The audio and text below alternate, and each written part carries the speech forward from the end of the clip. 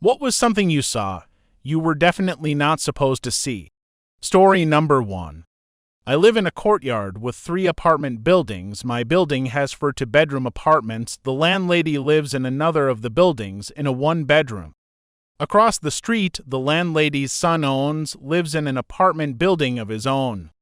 The apartment next door to me houses a couple 33 male and 28 female, with their children 10 female and 4 male. They're immigrants and have a long-standing relationship with the landlady. They pay a slightly lower rent and they manage the buildings when she travels, like 6 months out of the year. The guy runs a construction crew, so he does odd jobs and his wife stays at home. All this to say, the families know each other. There's a class difference, which is important to these people, but they've been in each other's orbit for years.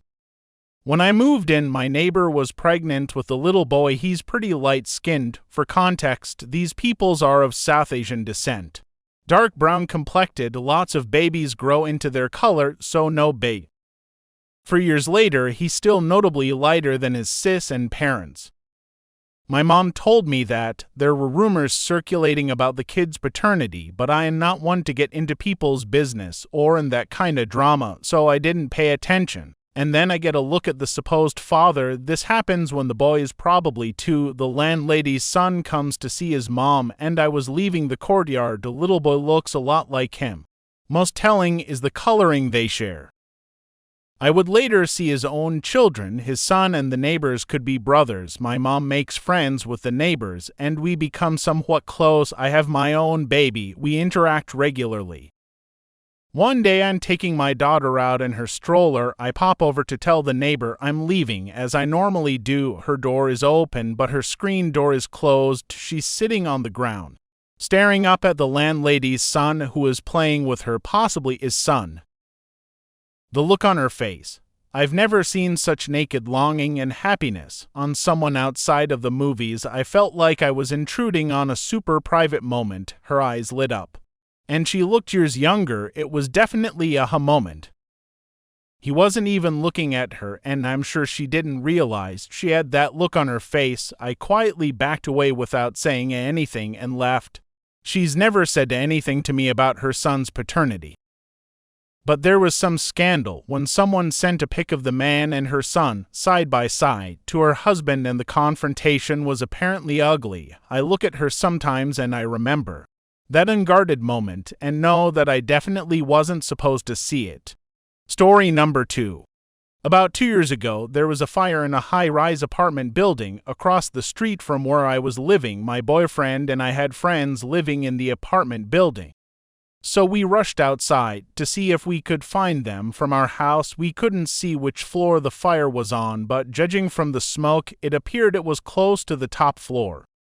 Anyways, the apartment was mostly evacuated, and we did finally meet up with our friends who were unhurt. We were standing around with the crowd when a woman ran up to the firefighters and shouted, "My daughter, my daughter." Someone caught her as she collapsed to her knees in the street, crying and shrieking. A paramedic eventually escorted her away from the scene to an ambulance as the firefighters brought out a woman strapped to a stretcher. We all thought this was the daughter, but then a firefighter came out of the 14th floor window with a small child in his arms. It was a young girl, and he carefully handed her to his partner to take down the ladder to safety, before disappearing back into the apartment as the second firefighter carried her slowly down the ladder. More than a few of us wondered why he was taking so long.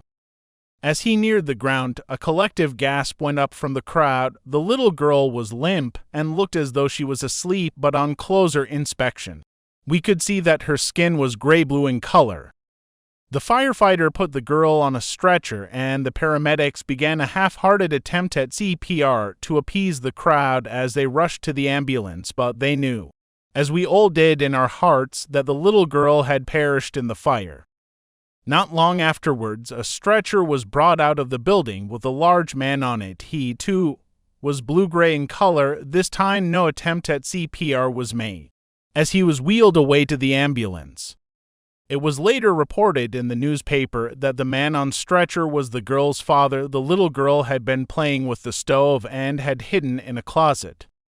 Because she thought her parents would be angry with her, he had died trying to save her, even though he had cerebral palsy and used a wheelchair. Story number 3. When I was in college, I worked at an arcade mini-golf joint that seemed to give zero fucks about actually making money, but was never in any kind of financial trouble when I got hired. The owner literally said, "I pay minimum wage and I expect to get minimum work for it." I worked the front counter and collected money for the mini-golf and sold cups of coins, or you could just use the coin changer. The till was completely busted and would be off by $50 or more in either direction, no matter what you did. I realized very quickly that I could just pretend to ring up golf fees and cups of token S and pocket the cash, so I'd pocket $30 to $40 every shift and nobody seemed to give a shit. One of the assistant managers let me take a break 20 minutes after. I'd just taken a break because some of my friends had shown up and wanted to smoke a bowl with me. He was like, "That is totally more important than your job." It was awesome. Then one day I walked into the owner's office while his secretary was recording figures in the ledger. I can read upside down pretty well, and it was very obvious that the figures she was recording had fuck all to do with the business we were doing. We sold maybe $60 of golf fees a night and maybe $100 in coin cups, but she was recording $600 and $1,000 for each. I commented on the discrepancy and quipped about how someone would think we were in the laundry business, and she got really squirrely and told me to leave the office. The next day, the owner called me into his office, and we had a very circumspect conversation about how much I was enjoying working there and enjoying the perks of the job.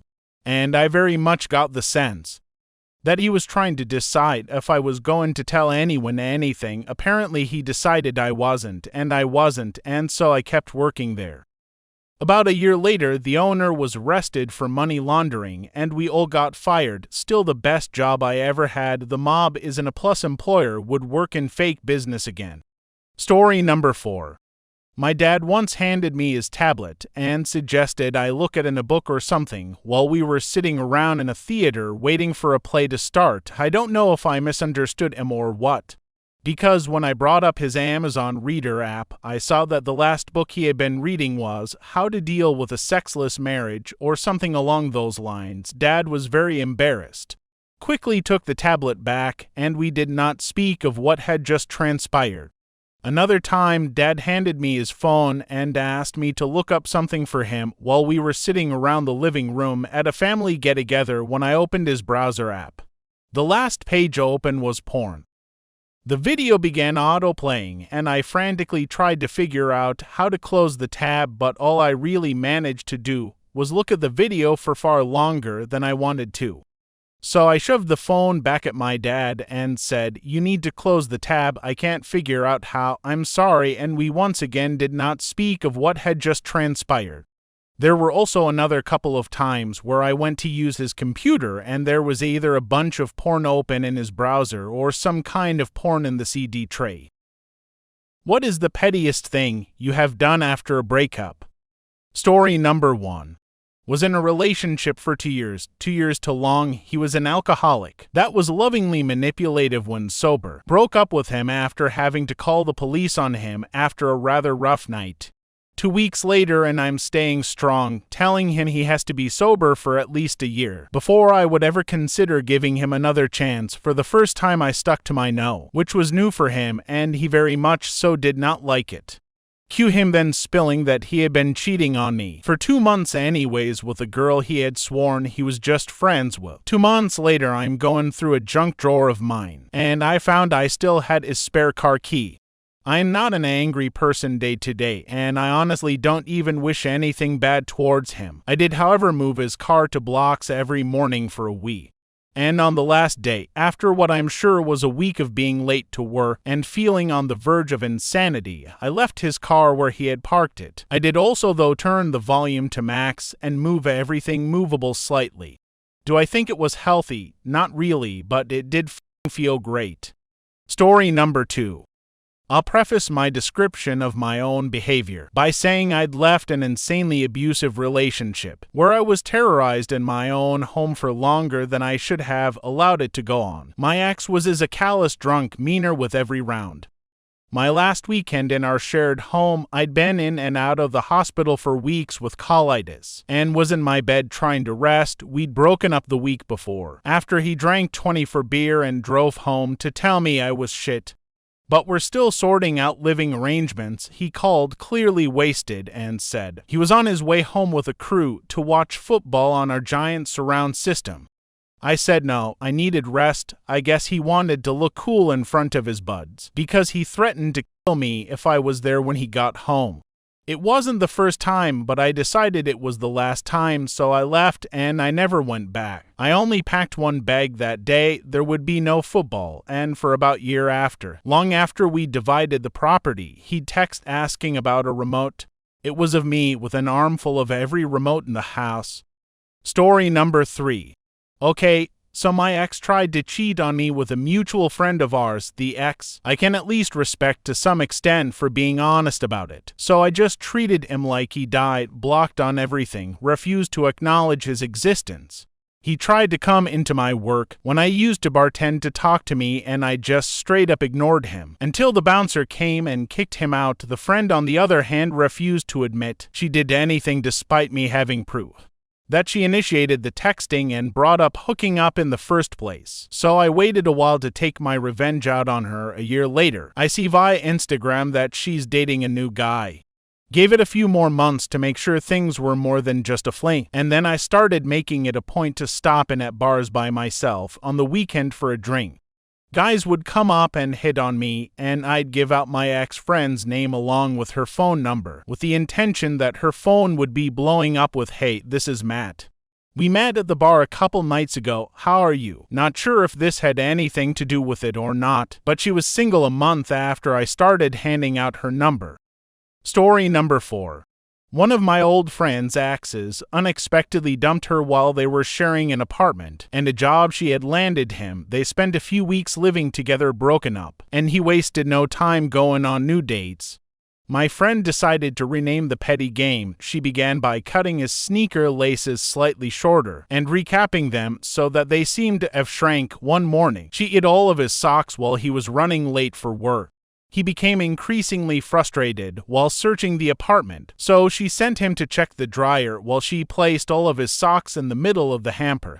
He'd been checking for the past 20 minutes. Needless to say, he was dumbfounded when he found them later. Perhaps the most lethal troll was about 2 weeks after they'd broken up, when she added Chardonnay to his dirty bong prior to him returning from his date. He immediately plopped down on the couch and took a huge rip when he got home, and she just watched like an absolute savage as he repeatedly hit the bong, utterly confused as to why it was roasting his lungs. Story number 5. After almost a 4-year relationship and engagement with no ring, old shitface was cheating on me with a girl he met for work that lived 1,285 miles away. I found out through texts on his phone and tried confronting him about it. He was drunk and hit me. It was a bad night. I flipped out and said leave, of course. He stayed out drinking the next couple days, and I didn't see or talk to him. I go back to work like normal. Then I come home from working all day the day before Thanksgiving to find he's gone. Talk about devastating. He packed all his things and some of mine and left, but he did leave his bed.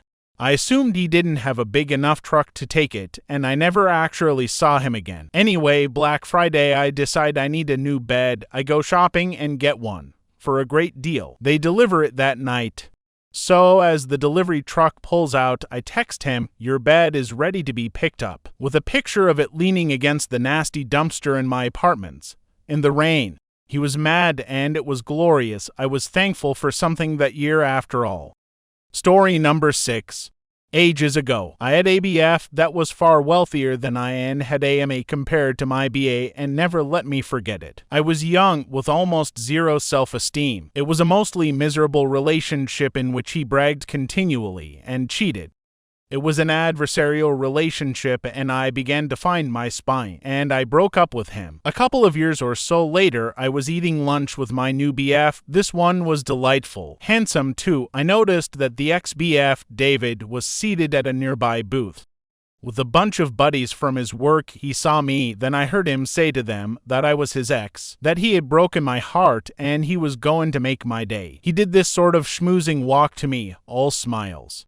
Before he said a word, I stopped him. I told him that he had been a sorry excuse for a boyfriend, that he was the sloppiest kisser and the quickest comer in bed, a real loser as a lover, that he was a selfish, conceited git, and that he could just turn around and go finish his lunch. I spoke clearly and loudly enough that his friends could hear every word. A couple of them clapped for me.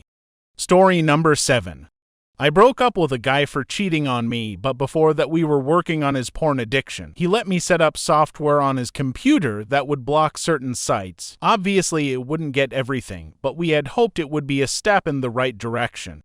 This guy wasn't necessarily savvy with technology, so he didn't realize that I still had control over his access to stuff when we broke up. And you're absolutely right. I kept all that stuff blocked. It took him a year to figure out just resetting his computer would fix it. During that time, I would periodically check to see if he was still getting blocked. He would try over 30 sites a day with no success. Story number 8.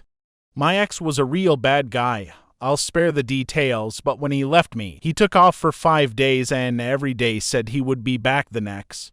When he finally said he would come home, I drove 2 hours in the middle of the night to pick him up, and he broke up with me the next morning and then left. He was really OCD about how things were packed, and I decided it would be easier to do it myself. I made sure to pack his stuff in the most annoying way possible. I packed his PlayStation in a different box, then the cables and the controllers in another, and mixed the games with dishes and toiletries, etc. Nothing was damaged, it was all there, but it would have taken him forever to find anything. What is the most weirdest thing you've seen a friend do? Story number 1. My ex, I was 18, had a friend stay over. After we all got high and watched a movie, my girlfriend, insisted that I sleep on the couch so that they could share the bed. Sure. No problem, I'm going to keep smoking anyway. I don't know how much later it was, but I heard a weird noise and I couldn't tell if it was the TV or not. I muted the TV and waited, and then I heard a muffled moan. I'm thinking, not possible, but then I heard another, much clearer moan. I got up, went to the bedroom, opened the door, and there was my girlfriend, naked with her thighs wrapped around her friend's head. I stood there for what seemed like an eternity, trying to process what I'm seeing, when her friend, without even lifting her head, tells me to shut the fucking door. I closed the door and bailed from the apartment. As I was backing out of the driveway, the ex came running out, still naked, yelling that her friend agreed to a threesome. I left anyway. I went to a friend's house, told the story. They called me a bitch and told me to go back there and fuck them both, but it just didn't feel right. Like, I didn't catch her getting railed by some dude, but she was definitely cheating on me. Story number 2. A girl was falling down drunk, totally out of it. No drinks spiked. She had been doing a crazy amount of shots without knowing they were double shots. This one friend of mine insisted on taking her home by himself. Me and 3 of other people in the group insisted more strongly to come along and help her home the whole way back. He kept trying to assure us that he had things under control and didn't need our help, and it became clearer and clearer he was planning on her.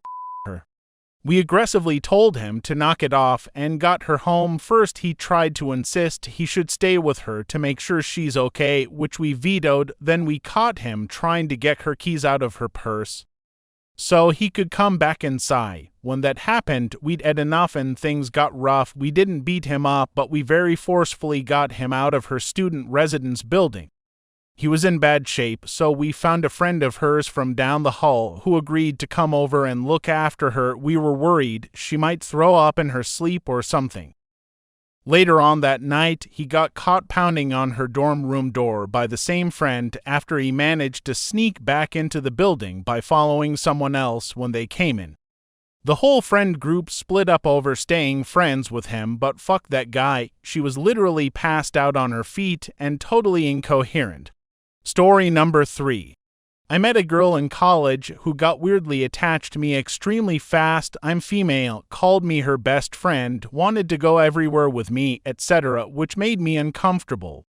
But I knew I can be slow to warm, so I let it go. I introduced her to my friend group and invited her to house parties. She was super outgoing, so she was well liked and popular among my inner circle.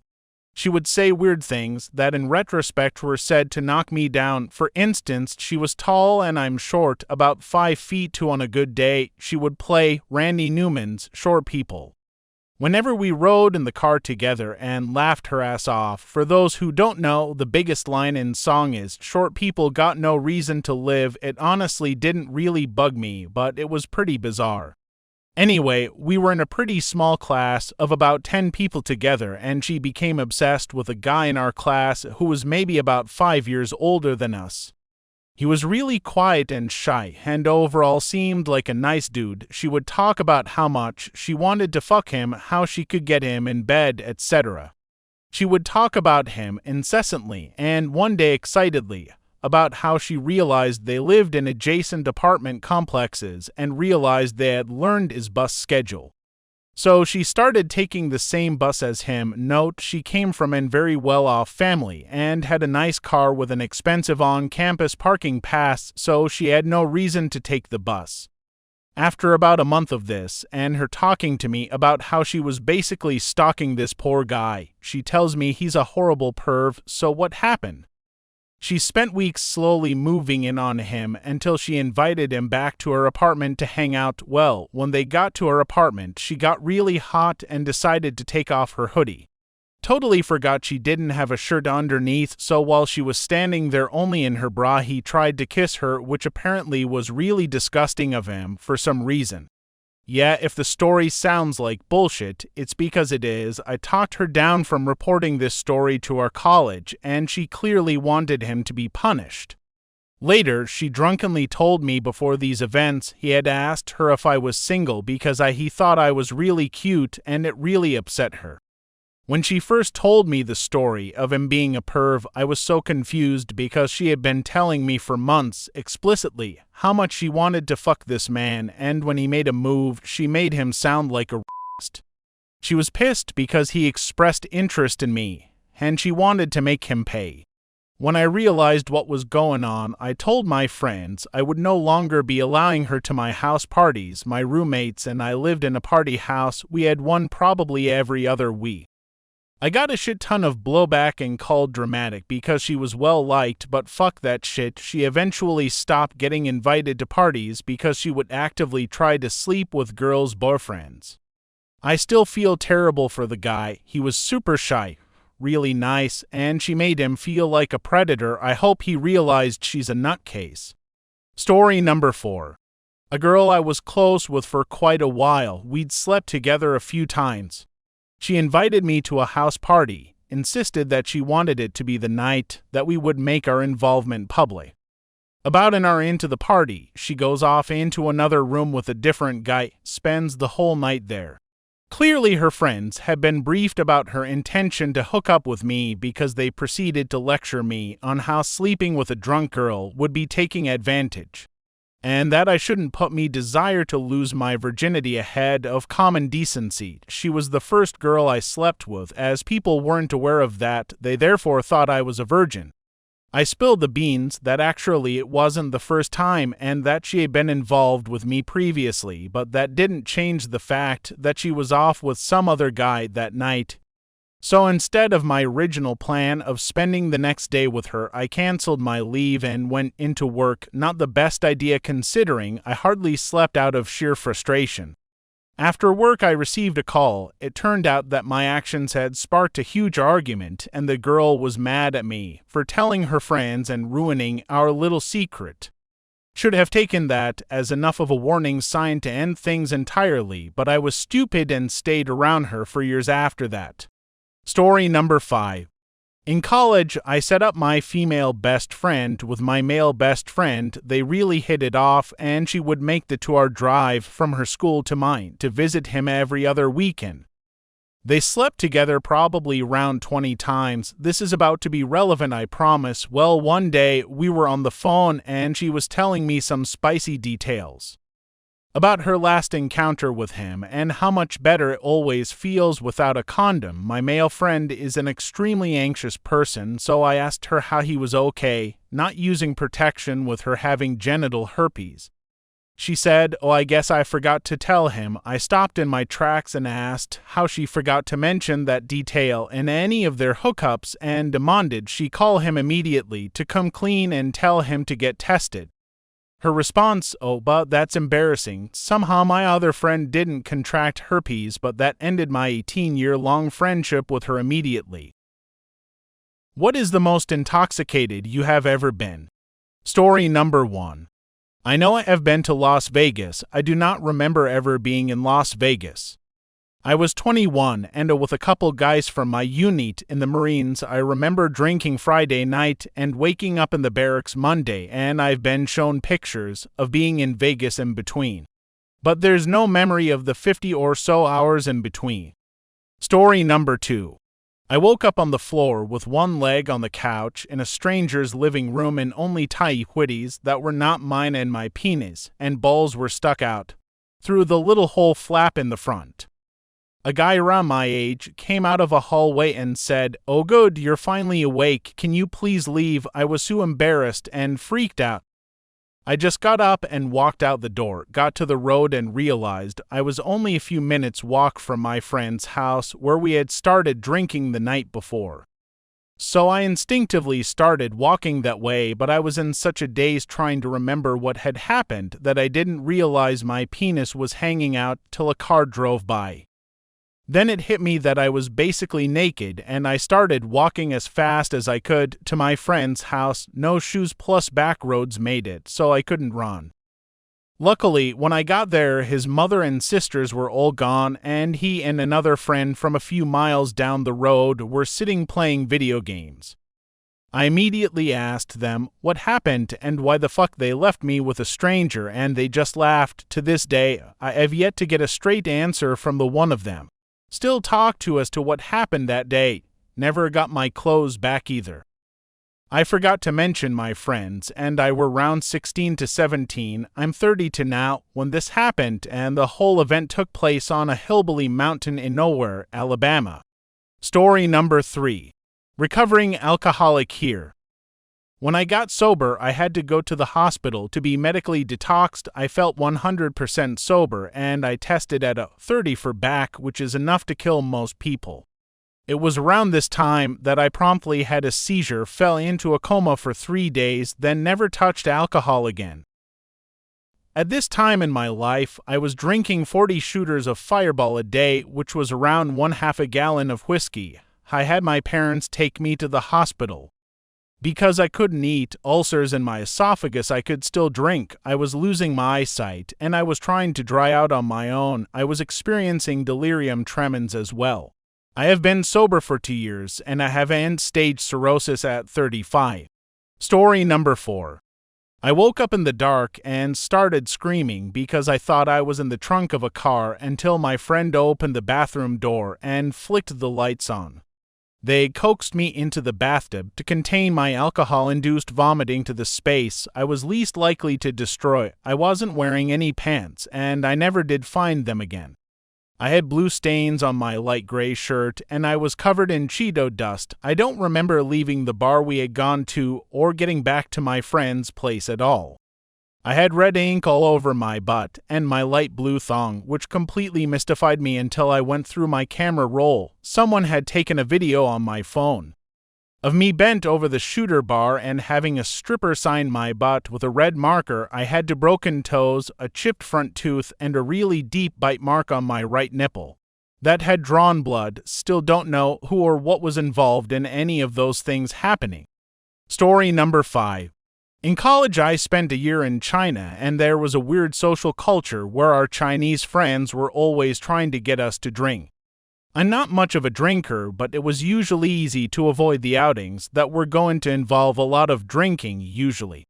One day, I ended up in a room with a few Chinese students and a few of my American classmates. Lots of drinking was happening and they wanted me to join. I told them I couldn't stay, so they said I should have one for the road. I said okay, and with poorly suppressed giggles, they handed me a regular drinking glass with about 6 ounces of baijiu in it. Let me take a moment to explain baijiu for anyone who's unfamiliar. It's a 1-2-ish proof rice liquor that tastes like bottled evil. You could get the good stuff at high prices, or you could buy it in plastic bottles for less than the price of a bottle of water. Someone on our trip found a store that sold it in bottles with baby bottle nipples attached to the cap for people who wanted to drink until they passed out, without the risk of spilling any before they woke up again. So, looking at this glass and not wanting to make Americans look weak, I said something about, "Oh, you could have given me a big one if I have to go early," and downed it in one go. I thanked them for their hospitality and set out for my room. It was conveniently located right across the hall. That was lucky for me because on my first step across the hall, I was fine. The second step felt sloppy, and by the third step, I was holding onto my doorknob for dear life. I made it to my bed and sat on it for a few hours, pondering my life choices while I sobered up enough to be able to get dinner under my own power. Story number 6. Years ago, backpacking on my own in Berlin, had been out on one of those bar crawls that are targeted at people just like me. At that time, the final stop was one of those multi-level clubs that Berlin is famous for. I was wasted and time to call it a day. I stumbled out of the club and found my way to a taxi. I hop in the back of the cab and in my thickest, drunkest Australian accent declare, "Seinfeld Place, please." After a bit of drunken back and forth, we managed to figure out that I probably meant Seinerfelder Platz. €90 later, I'm pretty sure I fell asleep in the cab, and the driver dropped me off at the station.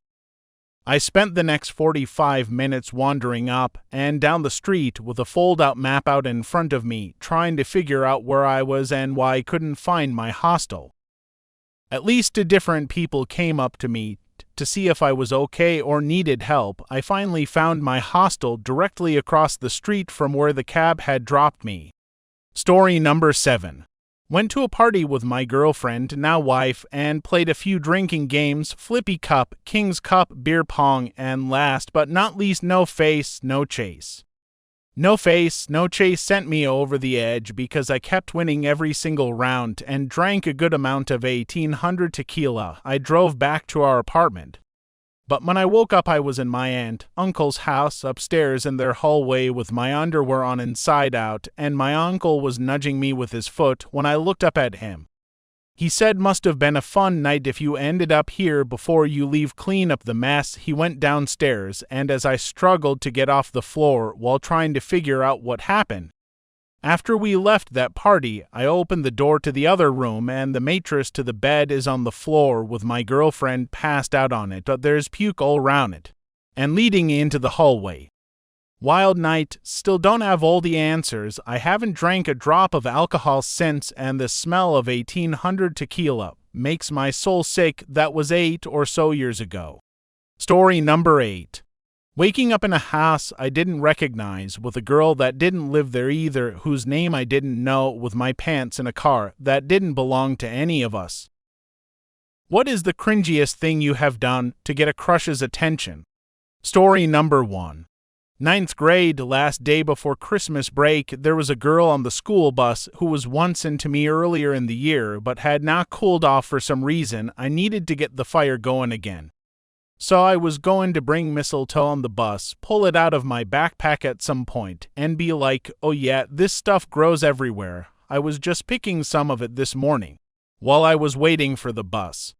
And that's all. What I was hoping for was that she would get the nerve to kiss me, since I was holding mistletoe. Well, mistletoe grows high up in the tree, so I cut off a piece of holly and trimmed the thorns off of it, because who really knows what mistletoe looks like anyway?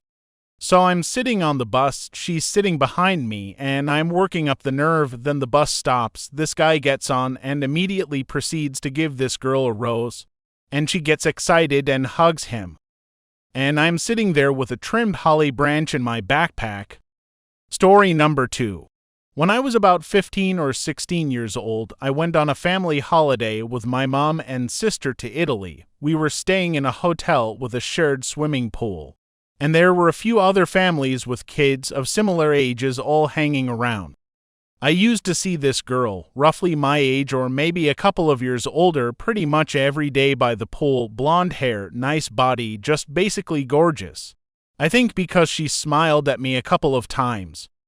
I convinced myself that she must be the one, and due to boredom, this was before smartphones, the internet, I spent basically the whole week gearing myself up to go and talk to her. I spent days just thinking of ways I could approach her, what to say, building up courage. It was the most important thing in my life at that moment, but was difficult. Because she was always around her family, or I was around mine, there never seemed to be an opening. Then, right at the end of the holiday, the perfect moment presented itself. I was by the pool alone, she was by the pool alone. This was my time, this was everything. It all comes down to this moment. So, what's it going to be? Am I going to be a man and approach her, or spend the rest of my life in turmoil, wondering what might have been? So I walked up to her, I smile, she smiles, I say hello, she looks confused, I say hello again, she still looks confused. Hi? Nope, that didn't work either, this is going horribly, why did I do this? Please let me be hit by a sniper right now. Why is there never a sniper? I asked her if she wanted a drink because, of course, if she can't understand a basic hello in English, then a full sentence was definitely the best way to proceed, and she looked even more confused. I think during this whole exchange, which felt like 2 hours but was in reality only about 26 seconds, she had only said the word "a" with a mixture of bewilderment and pity. So, I walked to the bar, bought 2 lemonades. I wasn't old enough to buy anything a little more suave, and walked back over to her. I mean, I'm invested at this point, right? No point in backing out now, otherwise I would have just made a total fool out of myself, for absolutely no reason. I place her lemonade down next to her, she says, thanks, so she did speak English, the f***ing liar, and I swagger away feeling like James Bond. Until I dropped my glass, which smashed into tiny pieces, most of which went into the pool, which then had to be evacuated, while the staff cleaned glass out of it. And I got told off by the lifeguard right in front of her and her family, who had since returned and were all staring at me. Hit me up if you need advice on how to approach the ladies, fellas. Story number 3. Back in high school, I had an absolutely massive crush on a boy in my English lit class, let's call him Jim. So, what did I do? Did I initiate a conversation to ask if he wanted to go to a movie with me? Of course not, that would require rational thought, which my hormonal, romantically starved brain was completely incapable of. Instead, I decided to write Jim a, get ready for this, Harry Potter fanfic. In the story I was, smack in the face obviously, Ginny, and he was Harry, yes, really. I actually handed him this masterpiece of literature in class.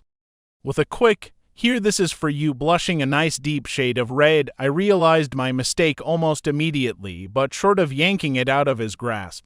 And I was really considering it, it was too late to do anything. After that I made it my mission at school to avoid seeing him as much as possible. There was no eye contact and definitely no conversation. There's a happy ending to this story though. I actually started dating Jim a year after high school. We have been married for 9 years now. He still has the story. Whenever he wants to tease me, he will bring it out and read it. I still turn a beautiful shade of tomato red, just like I did 14 years ago. Story number 4. For some reason or another, I have been bragging about my ability to spit a watermelon seed with deadly accuracy, the young woman to whom I had made these claims, which probably should have sent her sprinting in any direction other than toward me, challenged me to hit her textbook as a show of this alleged skill. I'd like to mention that I did not tell her to stand directly in front of me. Anyway, my first shot went wide, sailing far off to the girl's left. She said something akin to, "Ha," and took to lightheartedly berating me for overblowing the scope of my abilities. As she was speaking, I fired my second shot, and against all odds, it landed directly in her mouth. Needless to say, we were both shocked, and in an effort to evoke some humor from the situation, I said something to the effect of, "Well, hey, since we've sort of kissed already now, want to make it official?" Just in case you were wondering, it's definitely not the best idea to suggest tonsil hockey when your intended paramour is already suppressing gags. Story number 5. A female friend of mine, to whom I was admittedly attracted, had been expressing her reservations about an upcoming vacation with her family, though it wasn't being overtly presented as such. The trip was meant as a way of re-solidifying her parents' marriage, which had been a touch rocky at the time. They would all be driving from San Francisco, which is a small town in the middle of absolutely nowhere in Northern California, where they'd stay at a bed and breakfast inn for a weekend before continuing northward for some unknown destination. In keeping with the alleged purpose of this so-called vacation, my friend's parents had booked her rooms at the inn. To her dismay, though, my friend discovered that her mother would be occupying one room, her father would have the other, and that she and her sister would each have to bunk with one of their parents. This was worthy of lament on its own, but it was made unforgivably worse by the verbal diarrhea that I offered in an attempt at providing comfort. "It won't be so bad," I told my friend. "Your father will probably enjoy sleeping with you." A moment passed before I realized what I had said. Then, with a feeling of growing horror, I tried to explain myself. "Wait, I didn't mean it like that," I hurriedly said. "I mean, like, he's probably sick of sleeping with your mom." "No, wait, I just mean that he wants to spend some quality time with his daughter."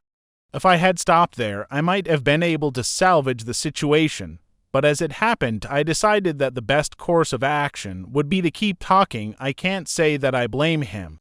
Really, I'd love to sleep with you. She and I don't talk much these days."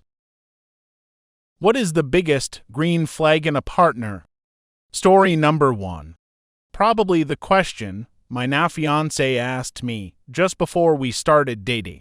Backstory: we were friends who had both just gone through recent breakups. We had been talking and decided we were going to just hook up to relieve some stress. I started getting really nervous. I'm not a hookup guy, and I actually really liked my friend and didn't think I could actually go through with it without catching feels. She then basically sends me a text that says, "Hey, I still want to you, but can we date after we do that?" We slept together, went on our first date later that day, have been together for years, and are getting married later this year. Story number 2. Respect for bodies, for comfort, for choices, for consent, for yes and no, for whatever boundaries your partner puts in place. And not just in the bedroom, but everywhere. If a partner doesn't want to eat a certain food, respect that. If they have religious differences and don't engage in certain behaviors, respect that. Don't try to trick them into breaching their own views or beliefs. Don't treat it like a hobby. If someone asks that outside of the bedroom, physical contact be a little more demure or non-sexual, respect that. The fact you each other senseless in the most private spaces we share does not give you carte blanche over another person's body, especially not if they place that boundary.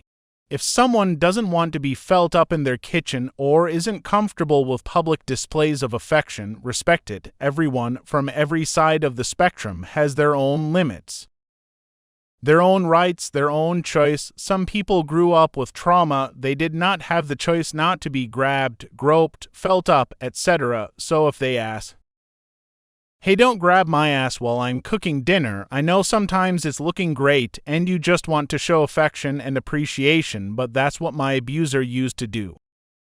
Some people need a little more work to get into a sexual headspace, so having their ass or body grabbed isn't like, "Oh, this is fun and nice and makes me horny." It's literally just being grabbed and handled and getting nothing from it, like their body is someone else's toy. Don't be that partner. Story number 3. When he tells me that I don't need to dress or act in a specific way for him. That can be a turn off. For me though, I like doing that. If I know something turns him on, I am damn sure to put it on. Having said that, my crop top collection has increased by 10x in the last 3 months and I like it. Of course, he didn't force me. I asked him what he likes, he told me his specific things, and I was like, sure, why not? I like pleasing, especially if I can do something he specifically loves. Many people think this is changing yourself to accommodate someone. It shouldn't feel that way. I do it because I love doing it. I love his reaction and it makes me feel good and sexy.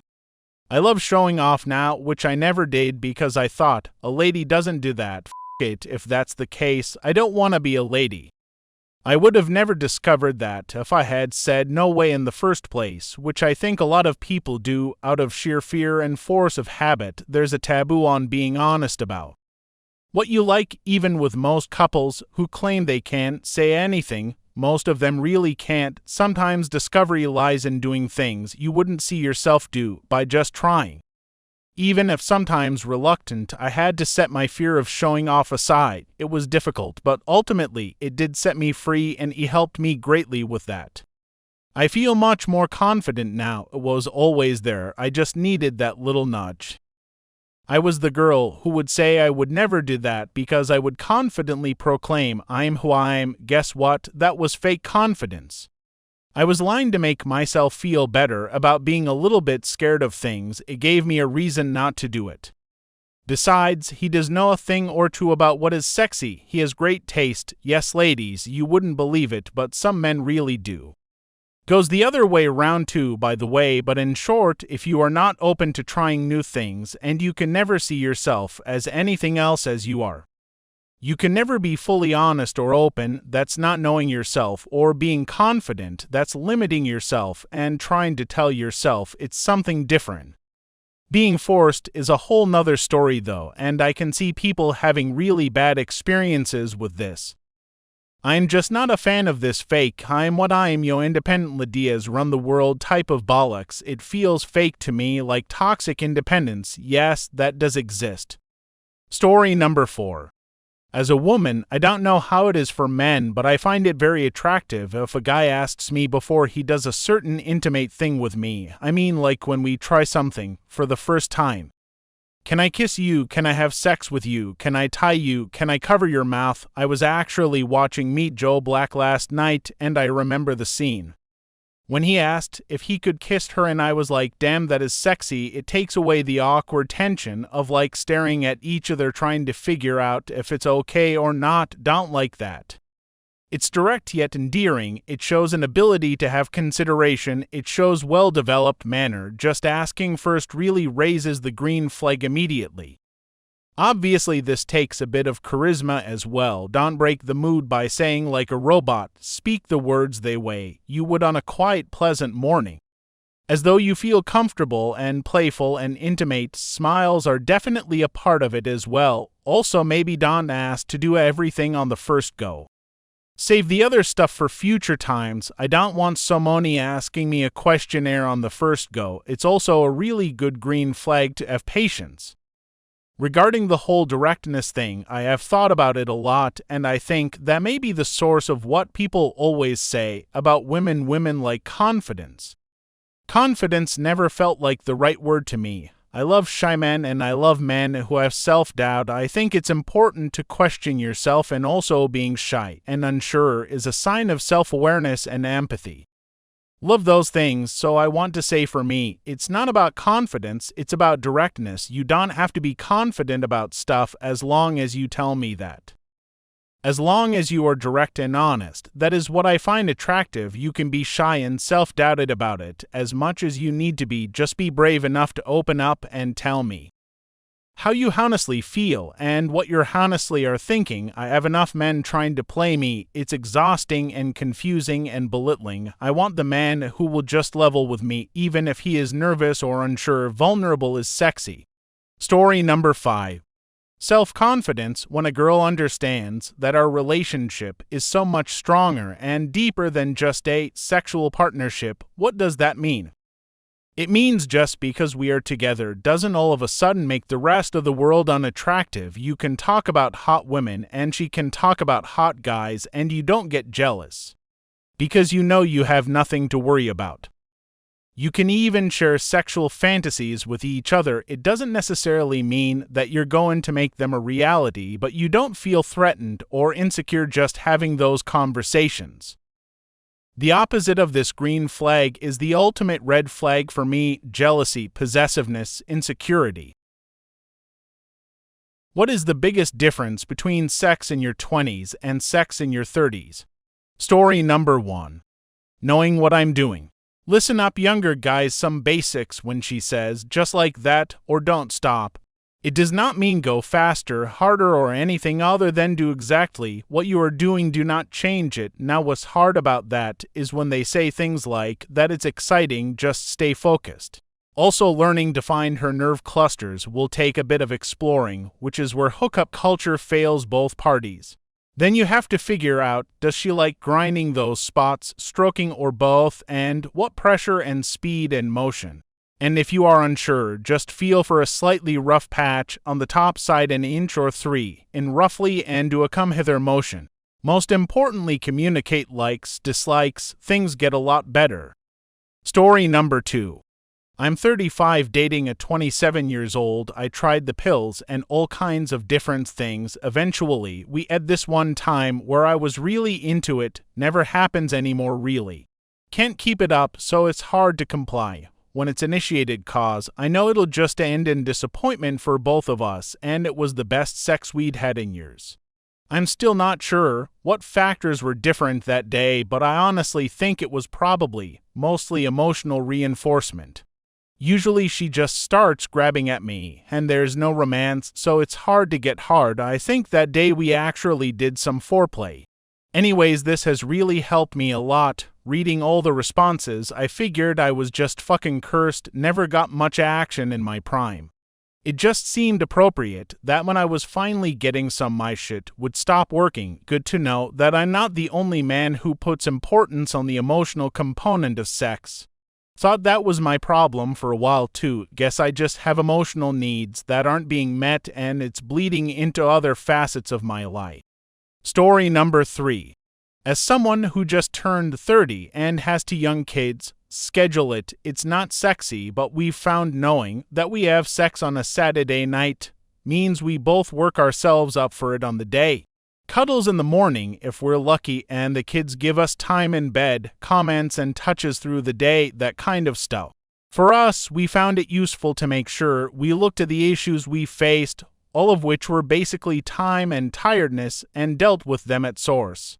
Hopefully, and probably, we won't need to do this as time goes on, but right now, our lives revolve around having children, and communicating and being open with this has kept our relationship strong. The sex is better now than it's ever been. Also, get a big corner sofa. It's legit better than our bed for sex. Story number 4.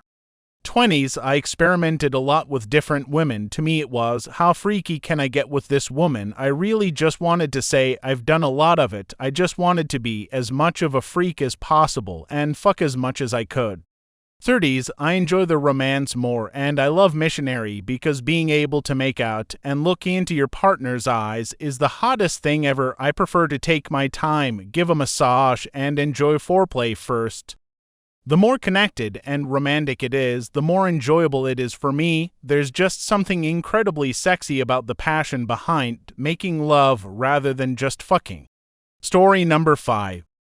In my 20s, sex was purely lust and fucking. All I was worried about was being hot for him. I never asked for what I wanted. I just did things I thought he wanted. Now in our 30s, we have open communication about what we need and guide each other if adjustments need to be made. It doesn't happen as often, but it's earth-shattering every time it does, and we have embraced our kinks, and sex is so much more fun. It's not about it being perfect every time. It's just about experimenting with someone you love and trust. I feel as though it's being close and connecting with my partner on a much deeper, even spiritual level, as opposed to just fucking. It's so much better. Story number 6. I had a major realization about 6 years ago when I was around 23 years old. Since I started engaging in sexual activity, it was never an amazing experience for me. It was always about reaching orgasm and nothing more. I didn't understand why sex was supposed to be so great or why people talked about it as if it was the best thing ever. For me, it was just a means to an end. At the time, I didn't think of it as being selfish. I thought this was just how everyone experienced sex. If I or whoever I was having sex with reached orgasm, then it was a successful encounter. But if not, then it wasn't a big deal. I often found myself losing interest in the act because it was so underwhelming. Even when I tried to focus on getting my partners to climax, it felt like I was just going through the motions. Looking back now, I realized that this mindset was a problem. It was almost like an obligation to have sex, and it often felt like a nuisance. I had a lot of confidence issues and a warped idea of what sex was supposed to be like, but as I started to unpack these issues and change my perspective, sex started to become pleasurable for me. It's strange how a simple shift in mindset can cause a physical change. Now, in my late 20s, sex is enjoyable all the way through. I should also mention that I am on the spectrum and was diagnosed later in life. This may have contributed to my previous behavior and thought patterns. As they say, if you've met one person with autism, you've met one person with autism. I'm not generalizing, but it's possible that my diagnosis played a part in my previous behavior of not understanding that not everyone thought exactly like me. Story number 7. I would tell myself not to make the mistake of only a stupid young man. When I was in my early 20s, I had met a beautiful woman in her early 40s. She had not much experience in sex, other than the most basic sex, and I didn't have much experience either, but I had lots of great ideas about it, in part because of where I had worked at the time, which was a new magazine in EU about pornography trends and the business. Through work, I had met a famous actor in porno, at least in Europe, and over drinks. I show him a picture of my girlfriend, and he told me that he would love to fuck someone so beautiful, of someone his own age, and I was like, hey, idea time. And I did convince my girlfriend to make a scene with this actor, and he did the things that he was famous for, and after that, I was happy actually, or I thought this much. Like a young fool, I like to watch the videos sometimes, and I was like disassociated from real life, thinking, yes, give it so hard to her up the back hole, and yes, finish in that mouth, and then a few months later, I realized that I have this amazing, beautiful woman who had thinks that she was fulfilling my biggest fantasy.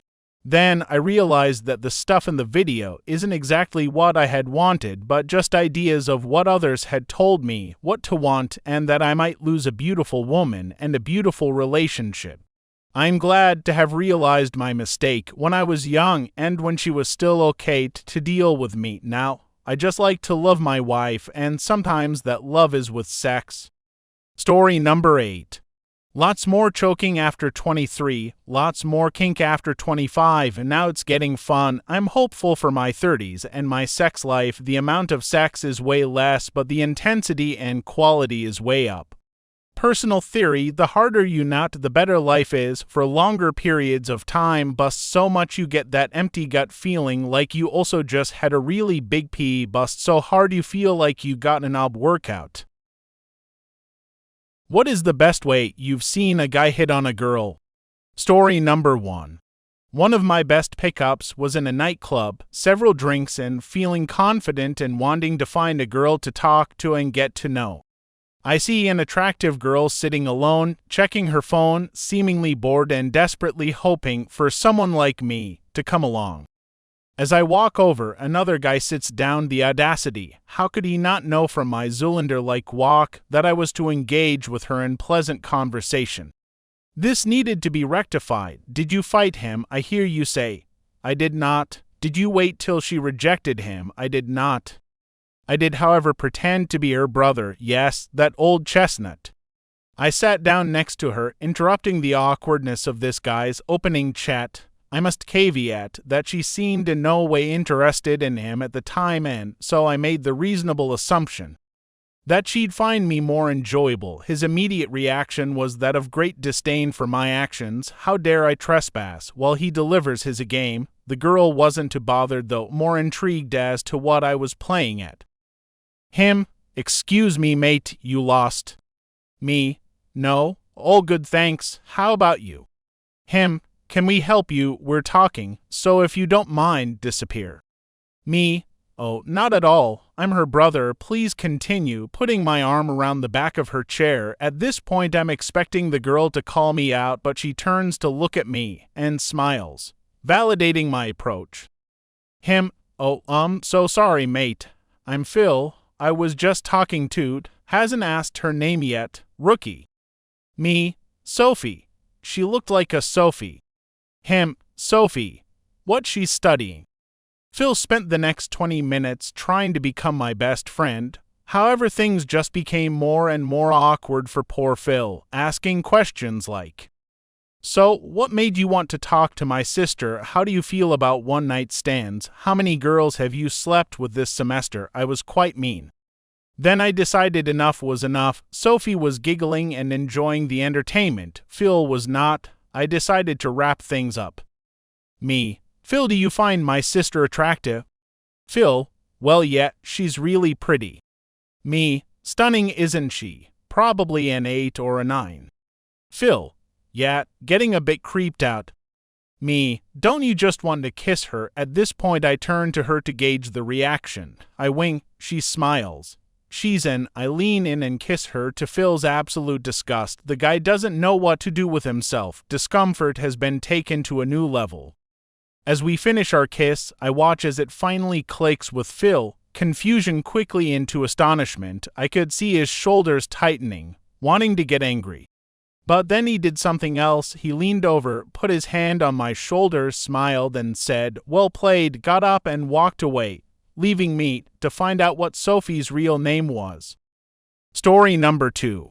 I went to college thousands of miles from home. First day in the dorm, I spent looking at the wall, feeling sorry for myself. Second day, I went to a mall on the bus, but I hate malls, so I ended up in an arcade playing skibble. Yes, I'm that old. For those that don't know, it's a game where you win tickets, which you can then trade in for useless crap. The crap I got was a stuffed sheep about the size of a small loaf of bread. I then go home and cry myself to sleep out of loneliness. Next day, I wake up, classes still hadn't started, and decide to meet people. On a whim, I take the stuffed sheep and tie a string to it. I went down to the common area and sat down near a wall, and then threw the sheep out, so it was just around the corner. First girl walks up and looks at the sheep and looks at me. I pull the string. She gets a funny look on her face and says, "What are you doing?" I said, "I'm fishing for friends." She just laughed and walked off. Second girl who comes by picks up the sheep and I pulled it out of her hands. She laughs and asks what I'm doing. I say, "I'm fishing for friends." She says, "You should just try talking to them." I said, "What do you think we're doing?" We went to lunch, dated for a while. It was awesome. Funniest thing though, I married the first girl.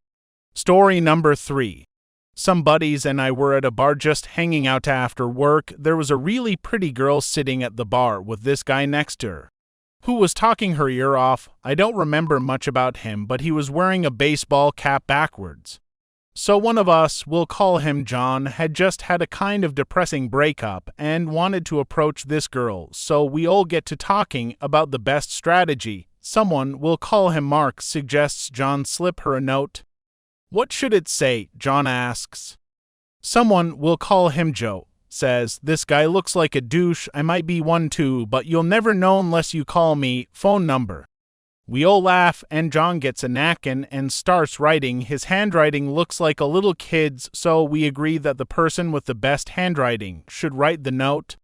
I take the napkin and write it out, but John starts getting cold feet. He doesn't want to sit around awkwardly, waiting to see if she calls or even reads the note.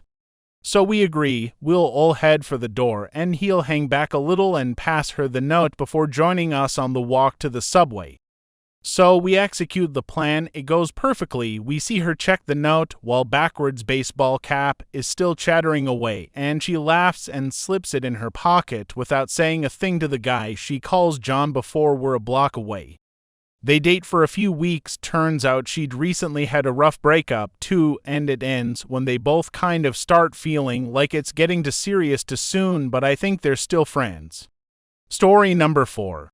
A Marine friend of mine was on leave. We were taking him bar hopping, and of course he was determined to go home with a woman. His method, however, was questionable.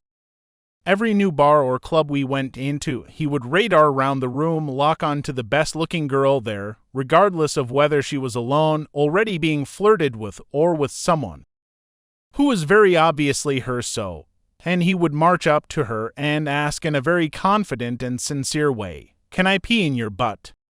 He would then work his way down the attractiveness ladder before that particular bar was exhausted of prospects. Most of the time they laughed, a few times he was slapped, one girl straight up punched him, and of course, a few unimpressed boyfriends had their say, but he kept at it.